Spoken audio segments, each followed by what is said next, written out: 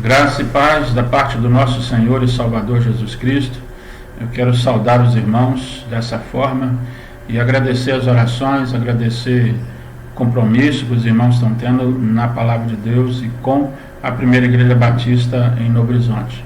Quero conclamar os irmãos também nesse dia de hoje, um dia que nós chamamos ao jejum, que o irmão possa fazê-lo de acordo com o que Deus colocar em seu coração. Hoje nós estamos com o livro de Hebreus, fechando o livro de Hebreus, capítulo 11 a 13, Tiago e Pedro, fechando assim esse Novo Testamento. Apocalipse nós vamos deixar a posteriori, para que nós tratemos ele de uma forma muito mais especial, porque é um livro de revelação, é um livro apocalíptico, e nós precisamos tratá-lo assim de melhor forma, Vamos orar? Grandioso Deus, eterno Pai, grato pelo que o Senhor tem realizado em nossas vidas, pelas bênçãos que o Senhor tem multiplicado na vida do teu povo, e agradecer o cuidado que o Senhor está tendo com a Primeira Igreja Batista em Jardim América, com cada membro, com cada amigo frequentador, que o Senhor continue abençoando as suas vidas em nome de Jesus Cristo. Que esse desafio da leitura anual possa continuar latente em nosso coração e nós a cada dia vencendo cada barreira que venha tentar nos impedir de fazermos essa leitura diária. Agradecidos somos, em nome de Jesus Cristo. Amém.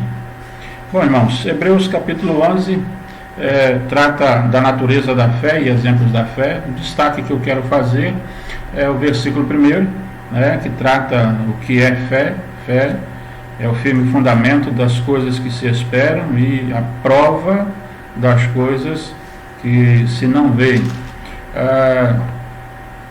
Por ela também, versículo 3, o outro, e chama atenção aqui com cuidado escatológico, inclusive, até para entendimento.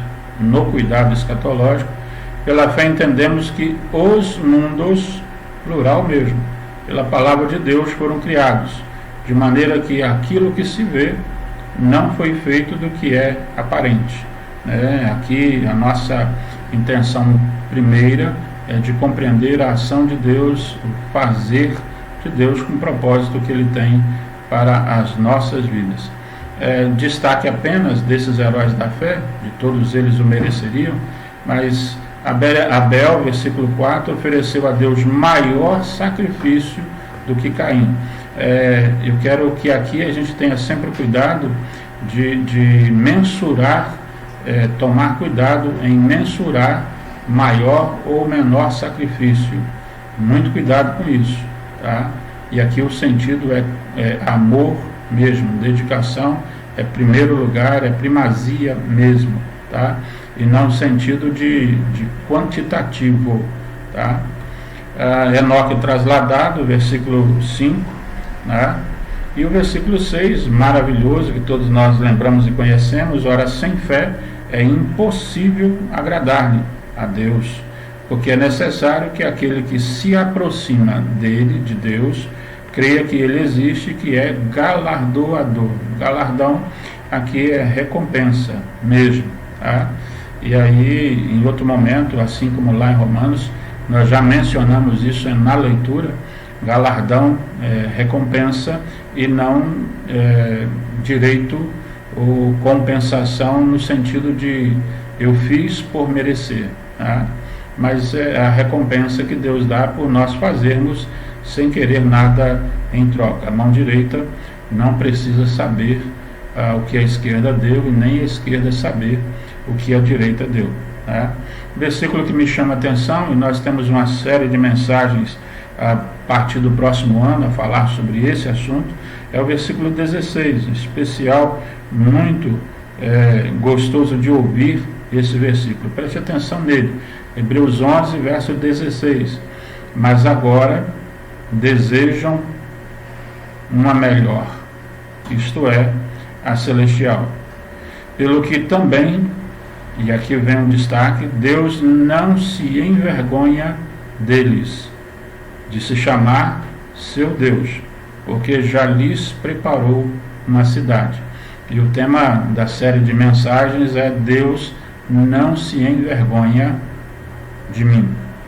E aqui é extraordinário sabermos, né?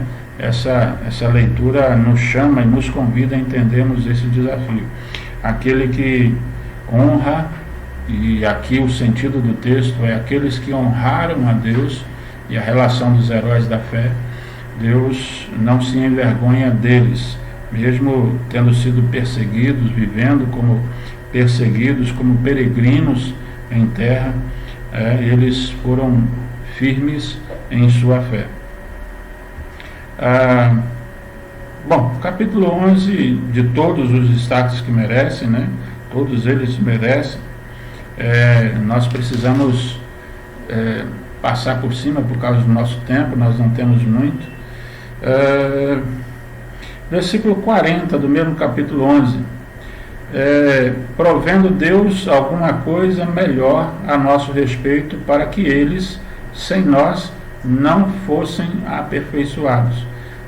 E aqui todos os santos do Antigo Testamento morreram sem receber todas as bênçãos e promessas que Deus fez a eles lá no Antigo Testamento. Jesus Cristo viria, o Messias viria, né? Promessas de Deus, terra prometida, e muitos não adentraram a ela por desobediência. Nós não queremos discutir isso, mas com a mente voltada para Deus, nós conseguimos entender essa composição do que eles viveram no Antigo Testamento, na esperança do Messias, do Cristo. No Novo Testamento viveram a presença do Messias, e agora em nossos tempos, após a ressurreição de Cristo, nós vivemos a esperança da segunda vinda de Cristo, né? Versículo 12, tratando a respeito disso, versículo 1, eu acho que resume muito isso também, diz que, portanto, nós também, pois que estamos rodeados de uma tão grande nuvem de testemunhas, deixamos todo o embaraço e o pecado que tão de perto nos rodeia, e corramos com paciência a carreira que nos está proposta.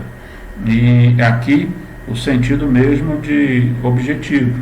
Você tem algo a fazer, você foi chamado para fazer, você tem um motivo, Deus vai usar você para fazer, você tem uma carreira que nos está proposta. Aceita ou não aceita? No sentido maior, né? Nós precisamos entender isso. A corrida deve ser entendida como com paciência, né? E é esse período em que nós ainda estamos vivendo no mundo, mas não somos do mundo. E o versículo 2 nos chama nesse percorrer essa carreira com paciência que nos está proposta, versículo 2, olhando para Jesus, autor e consumador da fé, o qual, pela alegria que lhe estava proposto, suportou a cruz, desprezando a afronta, e assentou-se à destra do trono de Deus. Olhando para Jesus. Na nossa corrida, nós precisamos de algo, precisamos estar focados, e aqui a intenção é chamar para que nós estejamos olhando para o nosso exemplo, Jesus Cristo, a nossa confiança, Jesus Cristo, e temos a certeza de que com Ele, por Ele, nós vamos e somos mais do que vencedores, né? Versículo 5 é um outro versículo que me chama a atenção. Versículo 5, e já vos esquecestes da exortação que argumenta convosco como filhos? Filhos meus, não desprezes a correção do Senhor, e não desmaies quando por ele forem repreendidos. E aqui a certeza que Deus corrige a quem ama, né? Porque o Senhor, versículo 6, corrige o que ama e açoita qualquer que recebe por filho. E aqui o sentido mesmo é de fazer andar no caminho do Senhor, né? A correção necessária é que a gente permaneça no caminho do Senhor. Outro destaque, capítulo 12, versículo 15. Versículo 15, diz-nos assim a palavra do Senhor. 14:15, segui a paz com todos e a santificação, sem a qual ninguém verá o Senhor, tendo cuidado de que ninguém se prive da graça de Deus e de que nenhuma raiz de amargura brotando os perturbe e por ela muitos se contaminem. Raiz de amargura aqui, nós precisamos tomar muito cuidado com isso, né? E por isso nós devemos evitar ficar remoendo, ficar falando palavras de desânimo, ficar olhando muito para o passado, ficar lembrando de coisas que nos causaram tristeza, e nós precisamos começar a proferir palavras de bênçãos, a palavras de vitórias, a palavras que nos façam cada vez mais olhando para Cristo Jesus. Bom, capítulo 13 de Hebreus, eu acho que um destaque grande que me chama a atenção é o versículo 4. Venerado seja entre todos o matrimônio e o leito sem mácula, porém, aos que se dão à prostituição e aos adúlteros, Deus os julgará. E aqui o sentido é exatamente que Deus odeia o divórcio, né? O cristão, antes de mais nada, precisa ser moral e sexualmente puro. E a gente pode lembrar de 2 Coríntios 11, versículo 2, Tiago, capítulo 2, verso 5, 1 Pedro 3, versículo 5 também. E aqui entendendo que a pureza significa estar livre de toda lascívia, de todo pensamento mau, de todo pensamento profano e impuro, né? A intimidade tem que ser tratada com Deus, e íntimos de Deus. E esse padrão de moralidade sexual precisa partir de Deus para o nosso casamento, para o nosso namoro, para o nosso noivado, para a nossa convivência entre marido e mulher. Versículo 13: saiamos, pois, a ele fora do arraial, levando o seu sacrifício, o seu vitupério. Ser seguidor de Cristo envolve sair do arraial. Para esses cristãos judeus, judaicos, o arraial ainda tinha uma representatividade muito forte. E aqui Paulo chama a essa atenção, desafiando eles a saírem, né, dessa rotina e partirem para um relacionamento com o Pai. E é o que nós precisamos fazer a cada dia, a cada instante. Outro destaque que nós fazemos é o verso 17. Alguns não gostam desse versículo, né, mas ele está na palavra e nós precisamos amá-lo e compreendê-lo acima de todas as coisas, né, que é uma bênção. Hebreus 13:17, obedecei a vossos pastores e sujeitai-vos a eles, porque velam por vossa alma, como aqueles que hão de dar conta delas, para que o façam com alegria e não gemendo, porque isso não vos será útil. A obediência e a fidelidade aos líderes cristãos, aos pastores, e aos mestres, né, merece aqui o destaque do autor de Hebreus. A gente fala de Paulo, fala de Barnabé, mas um grande destaque é essa fidelidade para com os líderes espirituais, tá? E aí o sentido mesmo de velar é aquele sentido de vigilância, aquele sentido de cuidado. Bom, a gente fecha assim alguns destaques em Hebreus, né? Os outros nós já fizemos anteriormente. Agora a gente parte para o livro de Tiago. O Tiago, irmão de Jesus Cristo, né? Alguns dizem que escreveu essa epístola entre 47 e 49 depois de Cristo, 45, 49 depois de Cristo, se não me falha a memória, né? Tiago escreve para encorajar os cristãos judeus que enfrentavam várias provocações que punham a sua fé à prova, que desafiavam eles, né? E para corrigir crenças errôneas a respeito da natureza da fé. E merece muito destaque para que nós possamos lê-lo com muito carinho, né? E ele nos chama muita atenção a isso. E primeiro destaque que eu faço é o versículo 2. Meus irmãos, têm de grande alegria quando cairdes em várias tentações, sabendo que a prova da vossa fé produz a paciência. E aí o discorrer disso nos leva a entender crescimento. E aí forjado, sempre sendo forjados, e quanto mais experimentados, mais forte nós nos tornamos. Versículo 4 é um grande desafio, né? A gente muitas vezes não gosta de falar sobre isso, mas é um desafio para a nossa vida. Tenha, porém, a paciência a sua obra perfeita, para que sejais perfeitos e completos, sem faltar em coisa alguma. Nós sabemos que isso é difícil para nós, é quase impossível, mas se está na palavra, há possibilidade de se alcançar, não tenhamos dúvida disso, há possibilidade de se alcançar. Nós não podemos viver usando como desculpas, sou humano, sou fraco e por isso sou pecador, né? Nós temos que ir pelo outro caminho. Eu sou salvo, remido, lavado pelo sangue de Jesus Cristo, e por isso eu me aperfeiçoo a cada dia, eu faço da minha vida cada dia a tentativa de ser perfeito e ser melhor do que o dia de ontem, né?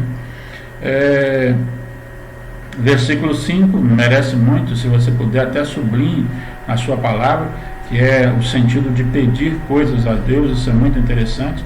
Se algum de vós tem falta de sabedoria, peça a Deus, que a todos dá liberalmente, e não o lança em rosto, e se-lhe-á dada. E aqui o sentido grande de que a sabedoria é a capacidade espiritual de ver e avaliar a nossa vida, a nossa conduta diariamente, como um padrão mesmo de sabedoria, de melhor coisas, né? De escolher o melhor para Deus e oferecer sempre o melhor a Deus. Versículo 9 e o versículo 10. Mas glorie-se o irmão abatido na sua exaltação, e o rico em seu abatimento, porque ele passará como a flor da erva. E aqui o sentido de provação mesmo, tá? Não é outro sentido nenhum, não. Alegre-se em todas as coisas, deem glória a Deus. Mais o que? Outro destaque, não useis da liberdade para dar ocasião à carne. Deixa eu olhar o verso 25. Aquele, porém, que atenta bem para a lei perfeita da liberdade, e nisso persevera, não sendo ouvinte esquecido, mas fazedor da obra, este tal será bem-aventurado no seu feito, né? Então, não apenas viva falando, mas principalmente vivendo. E aqui me chama a atenção o verso 27, que quando a gente fala sobre religião e religiosidade, né? E o verso 27 diz assim: a religião pura e imaculada para com Deus, o Pai, é esta: visitar os órfãos e as viúvas nas suas tribulações e guardar-se da corrupção do mundo. Então nós temos dois pontos aqui. Primeiro, visitar os órfãos, 3, né? Se nós dividirmos seccionados, visitar os órfãos, visitar as viúvas nas tribulações deles, e guardar-nos da corrupção do mundo. Essa é a religião pura e imaculada para com Deus, o Pai. Pense nisso, medite nisso, né? O capítulo 2 de Tiago, versículo 1, fala sobre a acepção de pessoas, né? Deus não faz acepção de pessoas, Isso é bem claro para nós não temos a menor dúvida disso, muito pelo contrário, nós é que somos e fazemos muitas vezes acepção, né? Versículo 14, Tiago 2, verso 14: meus irmãos, que aproveita se alguém disser que tem fé e não tiver as obras? Porventura a fé pode salvá-lo? E se o irmão ou a irmã estiverem nus, estiverem em falta de mantimento cotidiano, e algum de vós lhe disserdes: ide em paz, aquietai-vos e fartai-vos, e lhes não derdes as coisas necessárias para o corpo, que proveito virá daí? Aqui a gente enfrenta o grande desafio com os aproveitadores nos dias de hoje, né? Por isso nós precisamos, do versículo 5, né? Se você tem falta de sabedoria, peça a Deus, porque nós precisamos ser sábios também. Nós precisamos tomar cuidado com esses aproveitadores, e tomar muito cuidado para que a gente não coloque a igreja em situação difícil, deixando de socorrer os órfãos e viúvas, os necessitados da igreja, para que a gente coloque o socorro para fora da igreja, socorrendo os de fora da igreja, esquecendo os de dentro da igreja. Bom é que nós possamos socorrer os dois, tanto os da igreja, quanto os nossos irmãos em Cristo, quanto os de fora da igreja. Mas em se optar, que nós tenhamos a regra, né, do versículo 27, a religião pura e verdadeira é socorrer órfãos, socorrer viúvas. Tá? Bom, irmãos, nós não temos muito mais tempo, né, a falarmos, que Deus possa tratar isso no seu coração. Eu quero fazer um destaque aqui no capítulo 3 de Tiago, sobre tropeço na palavra. Medite muito sobre esse texto de Tiago, né? Meus irmãos, muitos de vós não sejam mestres, sabendo que receberemos mais duro juízo do que os outros, que os demais, né? Porque todos tropeçamos em muitas coisas. Se alguém não tropeça em palavra, o tal varão é perfeito e poderoso para também refrear todo o corpo, né? A nossa língua aí também. E a língua está lá no verso 6, e aí gera grande tristeza, muitas vezes, para a vida do pastor, exatamente isso, né?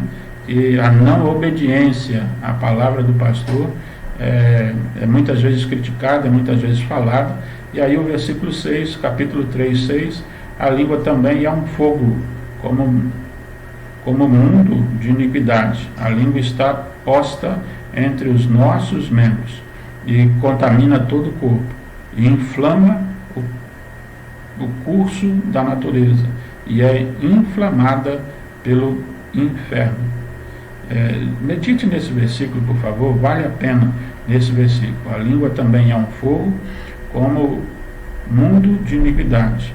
A língua está posta entre os vossos membros e contamina todo o corpo, inflama o curso da natureza e é inflamada pelo inferno. Preste atenção no final desse versículo. É por isso que muitas vezes o maior exemplo de sabedoria é o silêncio, né?